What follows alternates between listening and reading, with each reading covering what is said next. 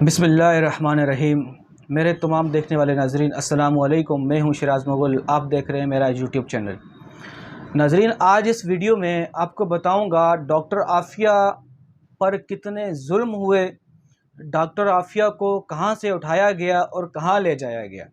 इस पर मैं तफसीलन आपको समझाऊंगा। सबसे पहले मैं आपको ये बता दूं, एक तरफ आप ये नक्शा देखें, जब दुश्मनों ने डॉक्टर आफिया को उठाया उस पर कितना जुल्म किया, क्या कुछ नहीं किया, आपको ये बताऊंगा। एक तरफ आपको बताता हूं, जब ख़ातम ताई की बेटी रसूल अकरम सल्लल्लाहु अलैहि वसल्लम के बारगाह में आई थी, उसके सर पे चादर नहीं थी, तो आप सल्लल्लाहु अलैहि वसल्लम ने ये नहीं पूछा था तू मुसलमान है, तू काफिर है, तू क्या है, कुछ नहीं पूछा। आप सल्लल्लाहु अलैहि वसल्लम ने अपनी चादर मुबारक उठाई और उस बच्ची के सर पे डाल दी। और बच्ची उस वक़्त अपने आप को इतना आज़ाद महसूस करती थी मुसलमानों की रियासत में। आज जो लोग दर्स देते हैं कि औरतों की हकूक़ की बात करते हैं, औरतों के हकूक़ जितना इस्लाम में औरत आज़ाद रह सकती है, आपको अभी आगे जाके बता देता हूँ मैं। अब रसूल अकरम सल्लल्लाहु अलैहि वसल्लम ने हातिम ताई की बेटी के सर पे चादर रखी और हातिम ताई की बेटी कहने लगी मुझे आप सुहारी भी दें, तो आप सल्लल्लाहु अलैहि वसल्लम ने बोले इसको सुहारी भी दे दो। आप सल्लल्लाहु अलैहि वसल्लम को फिर कहने लगी कि मुझे खाने पीने का राशन भी चाहिए, हालांकि वो कैदी थी। कैदियों पर तो कितना जुल्म होता है, अभी आपको बताता हूँ। जो डॉक्टर आफिया पर जुल्म है, उसको सवारी भी दी, उसको खाने पीने का सामान भी दिया और उसको वहाँ से मुल्क शाम भेज दिया। अब यहाँ आज जदीद दौर में हम लोग हर रोज़ ये सुनते हैं कि अमेरिका की तरफ से या आलमी दुनिया की तरफ से औरतों के हकूक़ की बात की जाती है, औरतों को अमन का दरस दिया जाता है। तो डॉक्टर आफिया को जब यहाँ पाकिस्तान कराची एयरपोर्ट से उठाया गया, अमेरिका की CIA एजेंसी ने उठाकर उसके साथ एक मासूम छोटा बच्चा था दूध पीता हुआ, उसको वहीं पर मारा। उसके अलावा जो उसकी एक बेटी थी या एक बच्चा था, उसको भी कैदी बनाकर यहाँ से उठाया और अफ़गानिस्तान एयरबेस, ये जो अफ़गानिस्तान की जेल है, यहाँ पर रखा गया। उस जेल में जब रखा गया, ये बगराम एयरबेस, यहाँ पर जब डॉक्टर आफिया को रखा गया, उसके जो करीब के पड़ोसी हैं, जब वो पाकिस्तान आए या जो लोग बाहर गए अमेरिका में, तो उन्होंने बताया कि वहाँ पर एक कैदी है जिसको 650 नंबर कैदी बनाया गया है। उस पर इतना जुल्म है, इतना तशद्दुद है, वो रात को इतना चिल्लाती है, उस पर इतना जुल्म होता है कि हम लोग नफ्सियाती मरीज़ बन गए। उसकी आवाज़ सुनकर, उसकी चीखों पुकार सुनकर हम नफ्सियाती मरीज़ हो गए थे। ये जो 7 कैदी थे, ये उनकी हालत थी। और इन जालिमों ने डॉक्टर आफिया पर कितने जुल्म किए, उसकी टांगों में गोलियां तक मारी गई। और उसका जो छोटा बच्चा था, जब वापसी आया, उसने बताया कि जब भी अमेरिकी फ़ौजी जेल के अंदर दाखिल होते, कमरे के अंदर दाखिल होते, हमें लाते मारते थे। हालांकि वो 4 साल या 5 साल का मासूम बच्चा था। इसी तरीके से उसकी बेटी पर भी जुल्म किया गया, इसी तरह से उसके बच्चे को भी शहीद कर दिया गया।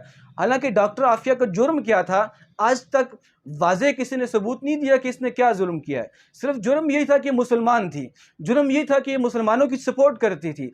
बहैसियत मुसलमान दुनिया में कहीं भी देखा जाए, कोई भी किसी भी मज़हब से कोई ताल्लुक़ रखने वाला बंदा हो, वो हमेशा अपने ही मज़हब की तायीद करता है।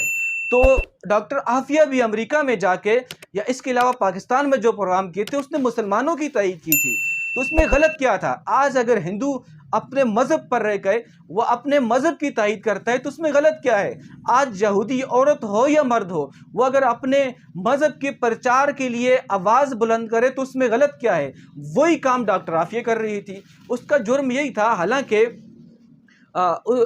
डॉक्टर आफिया की पैदाइश तकरीबन 1972 में हुई। 1995 में इसकी शादी हुई अमजद नामी शख्स से, जो बाद में CIA का मोहरा बन गया।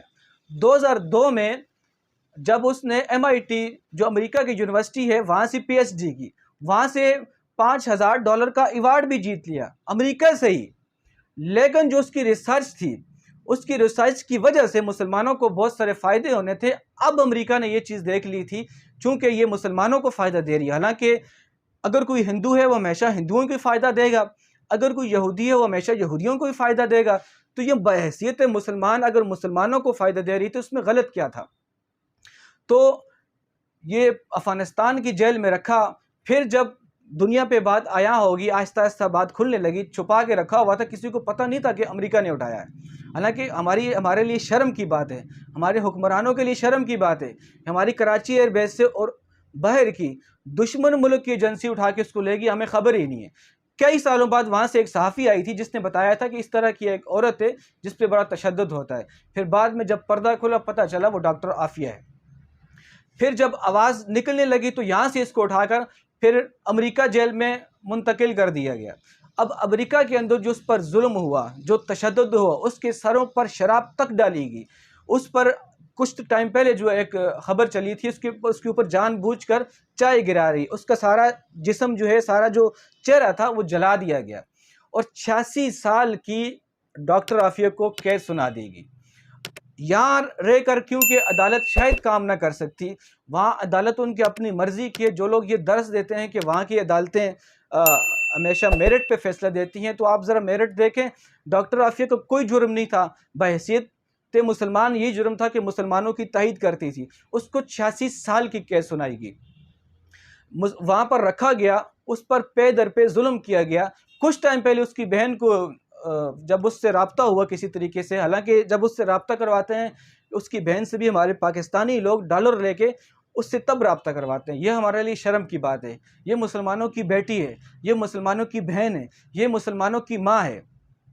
जब रब्ता करवाया गया तो बहन ने पूछा क्या हाल है, कैसे गुजर रहे हैं जेल में। तो डॉक्टर आफिया कहने लगी मुझे रसूल अकरम सल्लल्लाहु अलैहि वसल्लम ख्वाब में आए थे और मैंने रसूल अकरम सल्लल्लाहु अलैहि वसल्लम से पूछा या रसूलल्लाह मेरा इम्तिहान कब ख़त्म होगा। मैंने कोई जुर्म नहीं किया, इस तरह मैंने कोई जुल्म नहीं किया किसी के ऊपर, मेरा इम्तिहान कब ख़त्म होगा। तो वो रसूल अकरम सल्लल्लाहु अलैहि वसल्लम ने फरमाया बेटी ये तुम्हारा इम्तिहान नहीं है, ये उम्मत का इम्तिहान है, यानी उम्मत मुस्लिमा का इम्तिहान है कि वो डॉक्टर आफिया के लिए क्या कर सकते हैं। तो ये जब उसकी बहन ने जब सोशल मीडिया पे ये पैगाम दिए, बहुत सारी वीडियो इसकी काट दी गई सिर्फ इस पैगाम को हटाने के लिए। तो दोस्तों आज हमारी बेटी जुल्म के नीचे दबी हुई है। एक टाइम था जब मोहम्मद बिन कासम को खबर हुई थी कि सिंध के अंदर किसी बेटी पे जुल्म हुआ है, तो मोहम्मद बिन कासम ने वहाँ से फ़ौजें दौड़ाई थी सिंध में। ये नहीं पूछा था कि मुसलमान है या किसी और मज़हब से है।